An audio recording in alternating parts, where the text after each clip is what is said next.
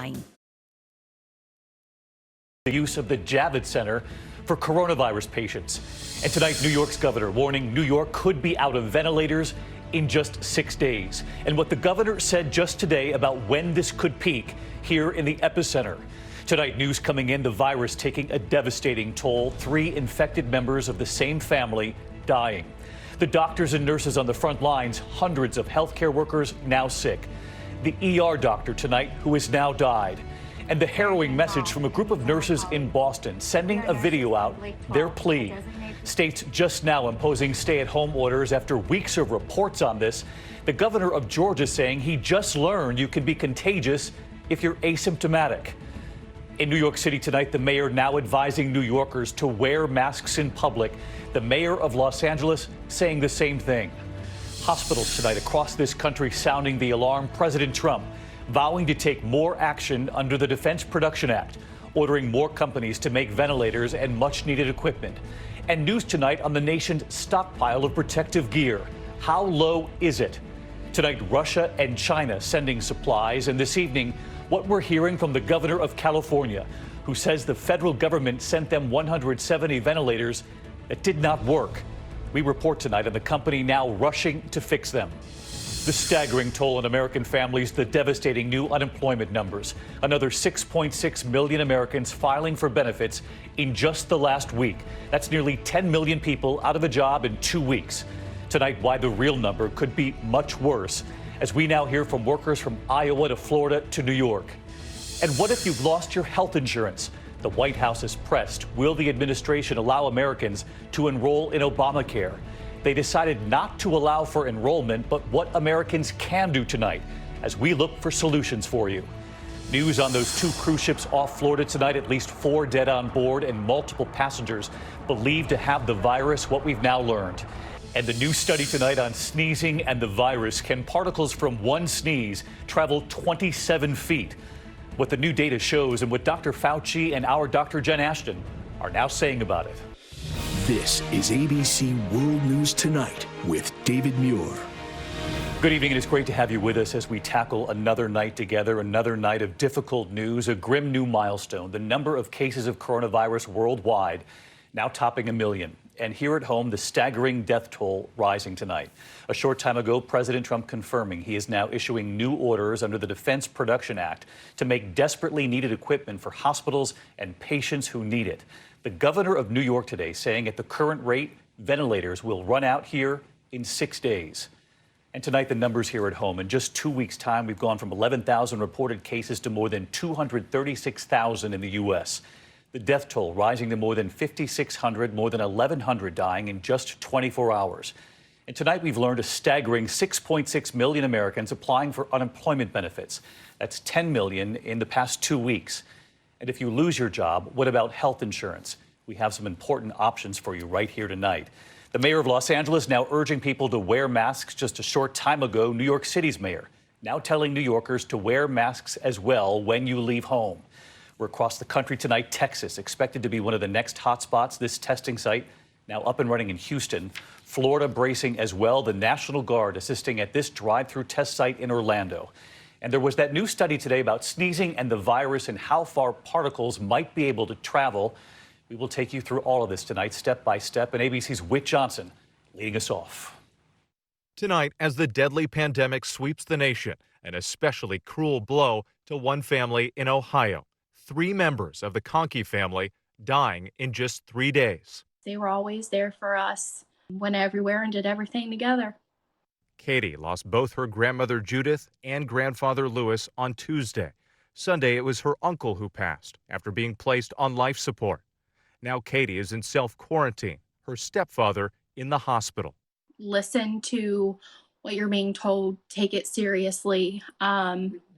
We want to spare any family we can from the trauma that we're going through. We can't have a funeral the proper way. We can't grieve with our friends and our family. And it just makes everything 10 times worse and tougher. The U.S. death toll now topping 5,600. This is going to get worse before it gets better. In New York State alone, the number of infections approaching 100,000. ambulances shipped in from across America, staging at the Bronx Zoo. Governor Cuomo now saying the peak could happen anywhere from 7 to 30 days, adding this dire warning that the state could run out of life-saving ventilators in less than a week.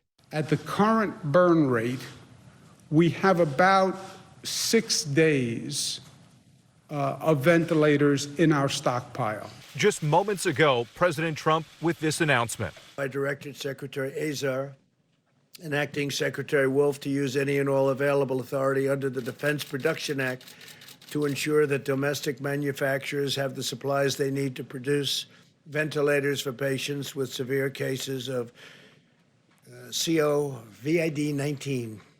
And it's not just machines, but human resources stretched thin.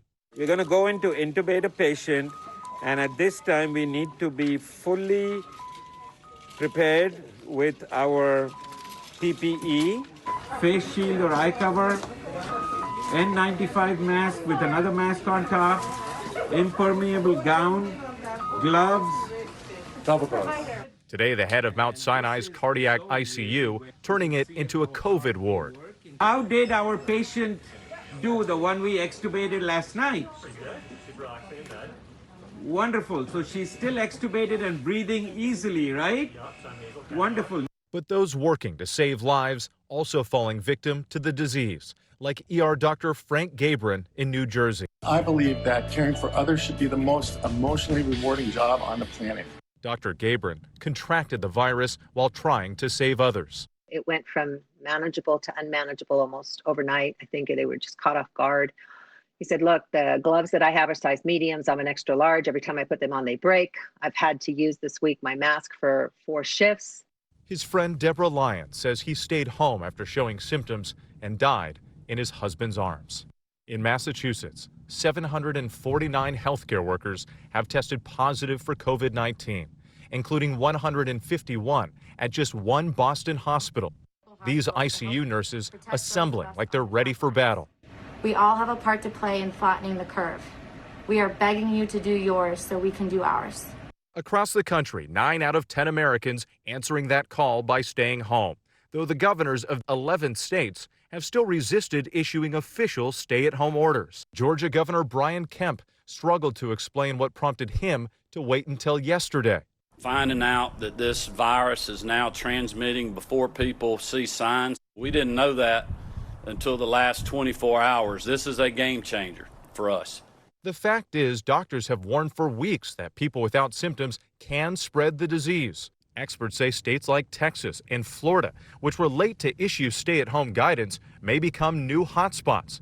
There's also the matter of whether Americans should wear masks when they venture outdoors. Now the mayors of the nation's 2 largest cities, Los Angeles and New York, both urging residents to cover up. It could be a scarf. It could be something you create yourself at home. We don't want you to use the kinds of masks that our first responders need, that our healthcare workers need. This will be the look. I know it will look surreal, and we're going to have to get used to, seeing each other like this. That was LA's mayor overnight. Now New York City's mayor just moments ago saying wear masks when you leave home. And what you've learned tonight that the White House is expected to issue more formal guidance on masks? David, we're told that formal guidance from the White House is expected to come soon on whether the general public should be wearing some kind of face covering. But we know health officials remain concerned about Americans buying up those medical masks, which we know are in short supply. David? And that is a real concern, Whit. Thank you. And you heard New York's governor there saying at this rate, the hospitals here could run out of ventilators in 6 days. And it's not just the ventilators. Other supplies are disappearing. Is the U.S. stockpile dangerously low? Here's ABC's Matt Gutman from California tonight. With the federal stockpile nearly depleted, the president stepping up the Defense Production Act, ordering companies to manufacture those desperately needed ventilators. We have over 100,000 being built right now or soon to be started. But FEMA has told Congress those ventilators won't be rolled out until late June at the earliest. In the meantime, the country's sourcing supplies from abroad.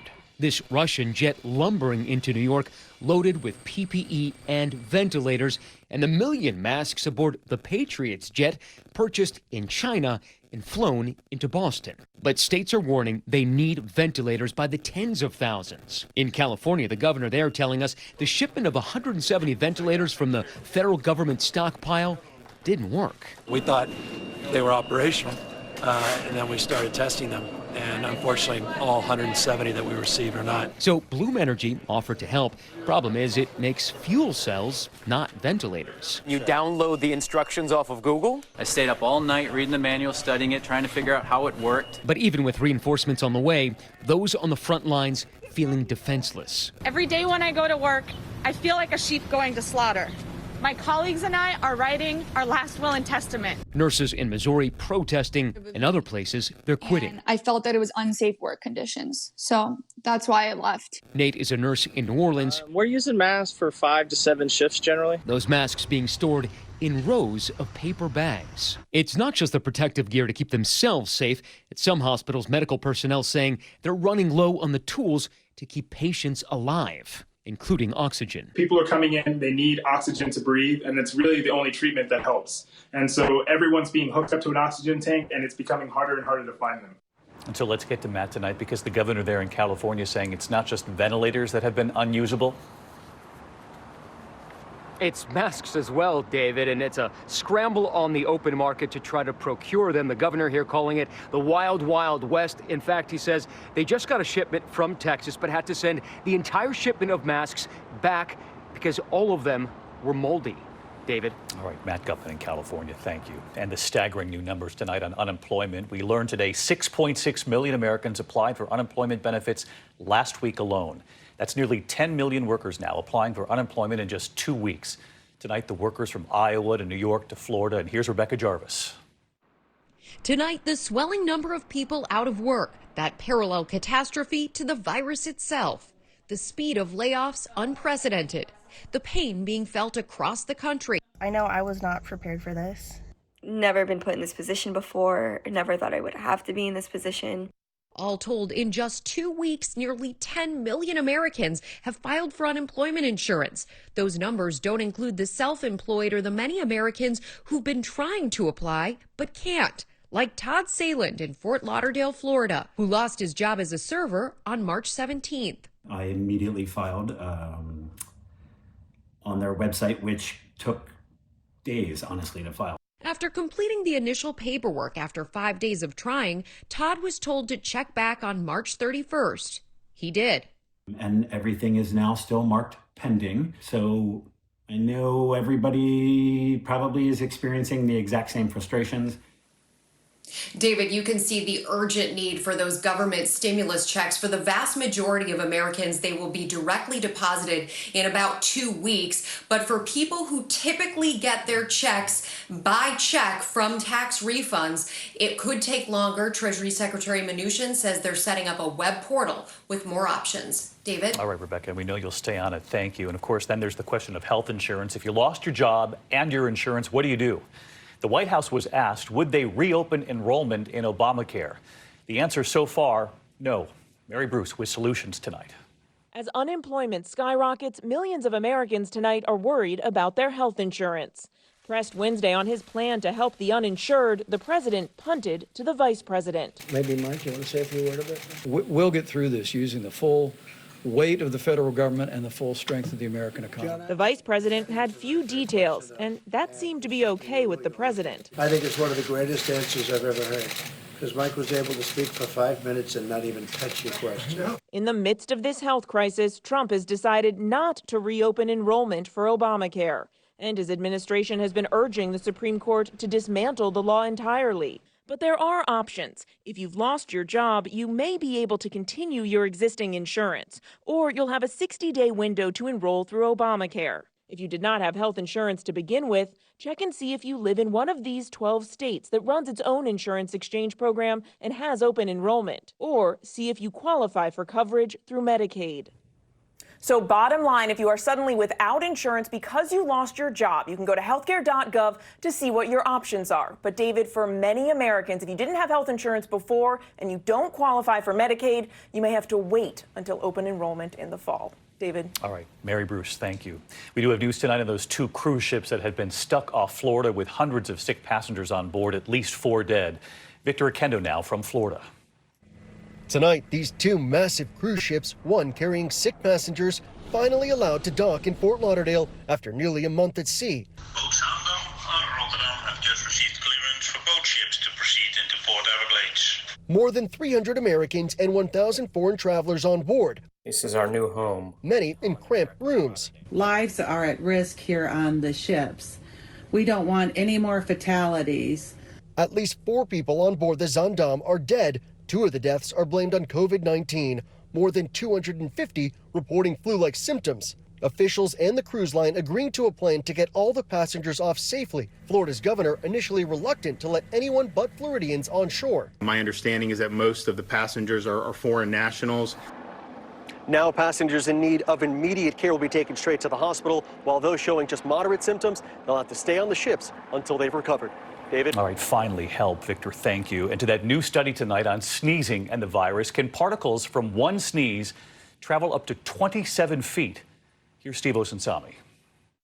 The new warning tonight is coming from scientists who are studying the human sneeze, and they found that under clinical conditions, the little droplets potentially carrying the coronavirus, seen here with this ultra-high-speed camera, can fly up to 27 feet at speeds between 33 and 100 feet per second. A cough is only a little better, between 6 and 19 feet. For these and other reasons, the researcher writes that the wearing of appropriate personal protection equipment is vitally important for healthcare workers, even if they are farther than 6 feet away from a patient. That would strongly suggest that healthcare workers should have high-grade respirators. But in the last 24 hours, Dr. Anthony Fauci has been urging caution about these findings, saying that the recommendation for Americans to keep up 6 feet of physical distancing is still enough. So if you go way back and go, achoo, and go like that, you might get 27 feet. But so when you see somebody do that, get out of the way. There are some people, but that's not practical. It is well known that this disease spreads up close, person to person. Health officials point to a Washington state choir practice where no one shook hands. 45 people were infected and 2 singers died. It can just happen. That's scary. All of this is strengthening the argument that more Americans should be wearing face coverings in public to slow the spread of this disease. David? All right, we're hearing that. Steve, thank you. Dr. Jen standing by with more on particles in the air from this and remembering a jazz great who died from the virus. Never run dry of killer attitude, good moves, or hydration. Neutrogena Hydro Boost, the #1 hyaluronic acid